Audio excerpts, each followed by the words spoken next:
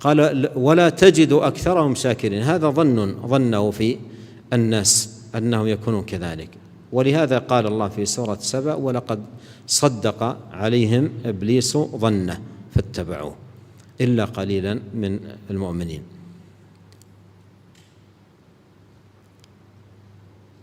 أقولها بعبارة يعني دارجة ربما يكون لها يعني شيء من الوقع في فهم المعنى. أقول أكثر الناس ما خيبوا ظن إبليس فيهم، أكثر الناس ما خيبوا ظن إبليس فيهم.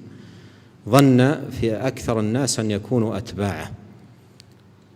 هذا الظن الذي ظنه حصل في أكثر الناس إلا القليل الذين نجاهم الله. ولهذا اجتهد أن تكون في أهل النجاة، أهل السلامة من هذا العدو الذي أمرك الله سبحانه وتعالى أن تتخذه عدوا. ليست مسألة الأعداء مسألة اقتراحات. الآن بعض الناس هو الذي يحدد من هم أعداءه ويقترح، وتجده يعادي من لا يعادى. والله بعض الناس الآن يعادي الصالحين من عباد الله ويبغضهم ويكرههم ويمتلئ قلبه في الغل وأشياء كثيرة عليهم، ويعتبرهم هم العدو اللدود له. وهذا كله من نزغ الشيطان.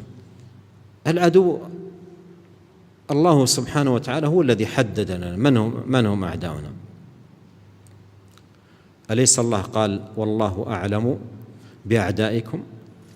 الله عز وجل هو الأعلم، هو الذي بين لنا. وأشد الأعداء لنا الذي يجب أن نتخذ فعلا عدو الشيطان. إن الشيطان لكم عدو فاتخذوه عدوا إنما يدعو حزبه ليكونوا من أصحاب السعير.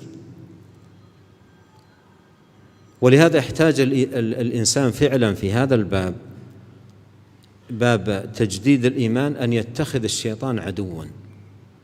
ما يمكن يسلم لك إيمانك إلا باتخاذ الشيطان عدو، تعاديه عداوة شديدة. تولد هذه العداوة الحذر الشديد من نزغ الشيطان ووساوسه وصده عن دين الله سبحانه وتعالى، والحذر من طرائقه. ابن القيم ضرب مثال رحمه الله تعالى لبيان حال الشيطان مع الإنسان، مثال يوضح.